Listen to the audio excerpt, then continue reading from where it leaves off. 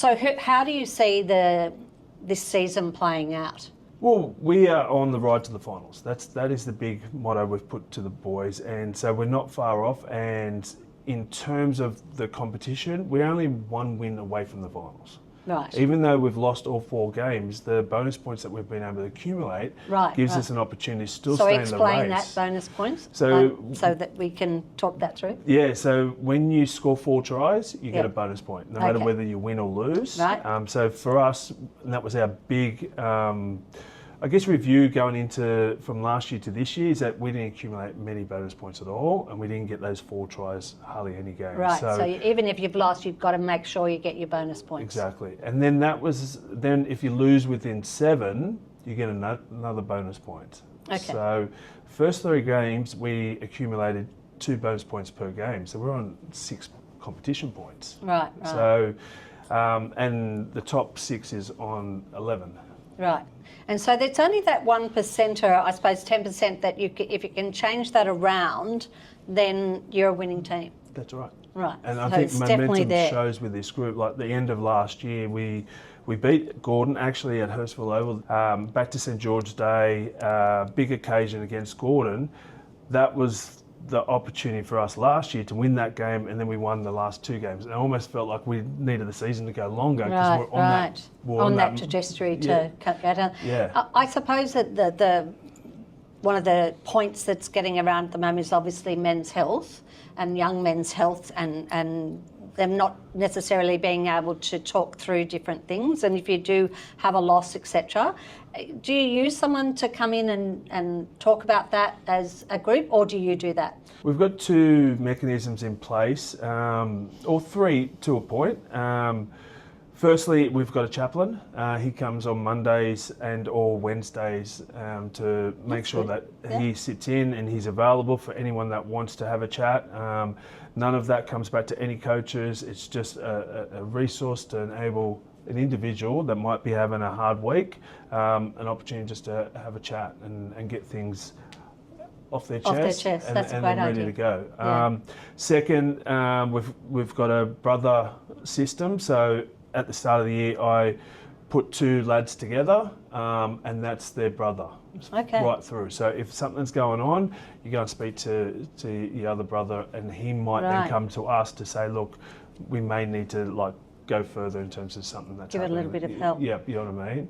Last one, we have a mental skills coach. He has been with the Wallaroos for the last campaign, so he just finished that. We've worked together for the last 2 to 3 years. And so now he's back into helping our group. So he comes down tomorrow night. He's going to sit in and making sure that the winning mentality starts to get put in place from his viewpoint. Fantastic. Right. So yeah, we've just sort of missed him over the last 5 weeks because of the fact is we've been with the Wallaroos program in the States. So now having him back in, he understands the way I want to coach and the theming and the culture that we want to put in place. And so then straight away tomorrow night, he's going to have the guys in the changing room just going through some exercises around mental strength and 100%. Right. That's right. The other thing that Tynan Motors is we sponsor medical research.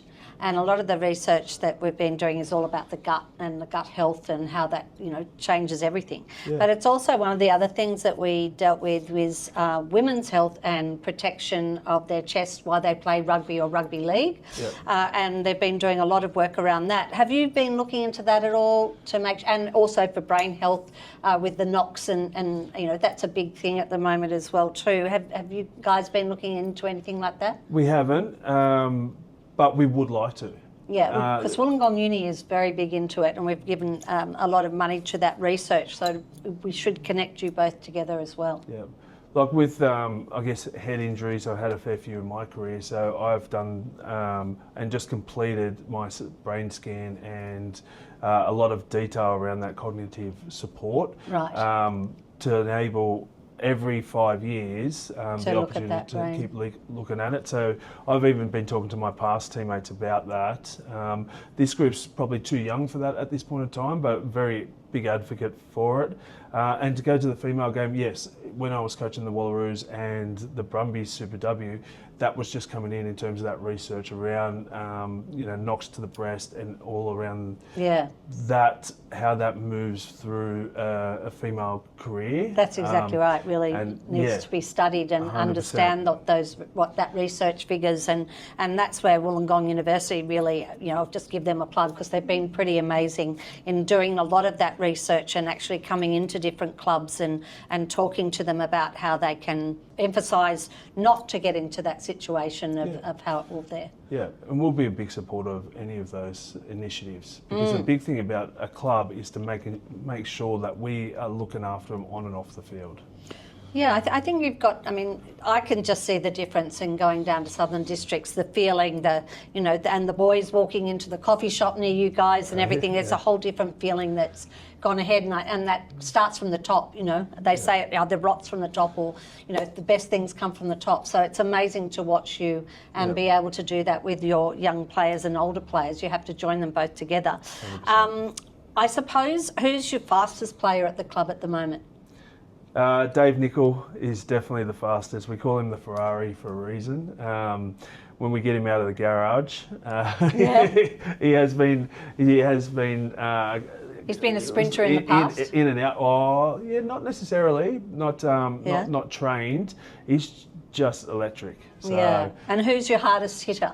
Miteli Tunkavadra. Right, yes. You've said that very well. Yeah. That's a hard name to say. Yeah. The best person that trains the hardest? We would have a couple of guys. I think Isaac, our captain, and Mason. They train hard. They do the extras. You see them before and after session. So, yeah, definitely those guys. The funniest team person? It would be our fourth.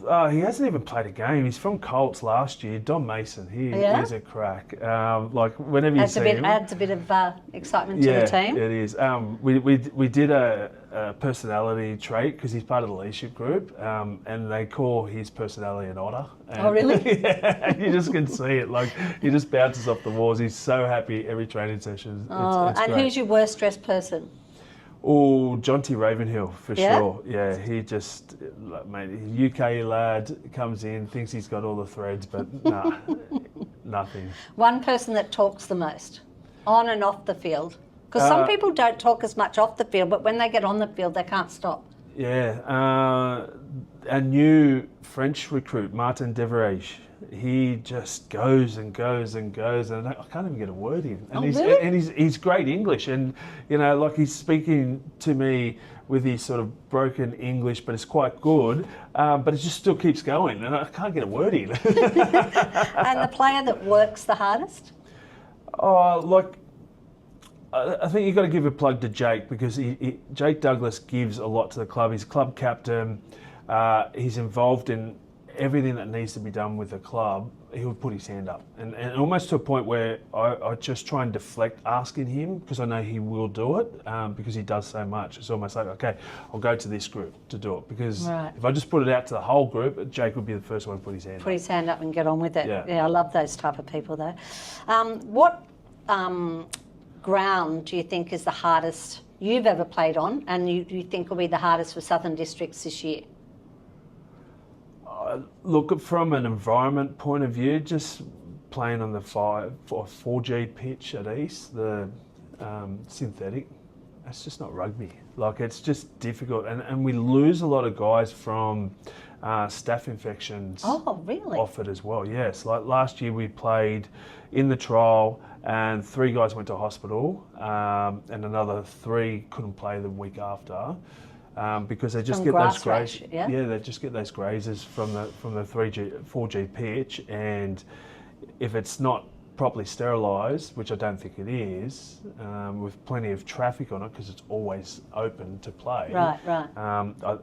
And East are a very good team as well, so it makes it hard because you're going out knowing that this team is tough. Yeah, tough. Right? So you've got to do your toughness back. And you're on a field that you don't really like. So, but when you're saying that's the ground. But what about actually the supporters and the you actually get that funny gut feeling when you walk onto their field to play? Who would be the hardest there? Look, because there's a lot of tradition in these clubs, right? Yeah, there is. Whether you go to East or you go to Sydney Uni, or there's a lot of tradition and a lot of supporters that have been there for a very long time. Yeah. I think Moringa still, like with their hillbillies, that's their 4th grade group. Yep. We only played them on the weekend, and they were the most noisy, very absorbed team and bunch of supporters. And through Pittwater Park there, it just echoes right through. So they've got a great support group, and I think it is tough to go out there when you know they've got that behind them. They've got that and behind the whole them. community gets behind it. And what does success look like beyond wins and losses for you? There's lots in terms of success of Southern Districts Club, and I think one of the big ones is that commitment to pathways within our group. We are still really in the infancy of trying to make sure that our junior clubs and our village clubs see Southern Districts as the solution to their pathway, and I think still there's a bit of disconnect with it. We don't have a major school or private school in our backyard. I was going to bring that up actually, because there isn't, like, you've got the rugby schools, and then but you do have a lot of people now that go to private schools in the Shire, so you should. Indeed, but that's the thing, trying to get them out. Like, we have kids in Waverley, Trinity, Scots, Joey's. Newington. Yeah, Joey's even, for that matter. Even though Joey's is north side, we do have some of our lads over there. Yeah. And it's about trying to make sure that we have communication with those kids, because if we don't, they just go, oh, well, all my Waverley kids are going to mates are going to Randwick, right? Yeah. And all my Newington mates are going to East, right? And all my Trinity You've mates got are to going try and to make West. them come back to us. 100%. And so for us, it's about making sure that we've got the resources to be able to track them, have those comms. But it starts with the village clubs. And I was going to say, that starts with your village clubs and getting into your schools, doesn't it? That's right. And we're working really well towards having a lot of programs on Southern Districts, because there were so many kids, even at the start of 25, I would talk to them and go, oh, do you know where Southern Districts is? No, I've never been. Right. So for us, we need to be the first team they pick, and that's their team. Yeah, it makes it their team. So for us, for success, if we have that production line of juniors into colts into seniors, and we don't have to buy these English New Zealand players, right? Because we have that consistently coming through, that makes a successful club, which will be successful. So what teams. does it mean to you having Tynan Motors come on board? Well, once again, like, it's that connection piece, because they see someone within the Shire that's back in this process and back in that pathway, and back in that the club is going in the right direction. So to have a massive corporate back in from Tynan Motors is an amazing step forward for the club. And now we can see the Oatleys and the Burraneers and even the parents all going, okay, this is great. I buy my cars from Tynan. This is a great connection piece. I think it's a good connection. You know, we could see the changes, and having you there as the coach is a real success story for Southern Districts.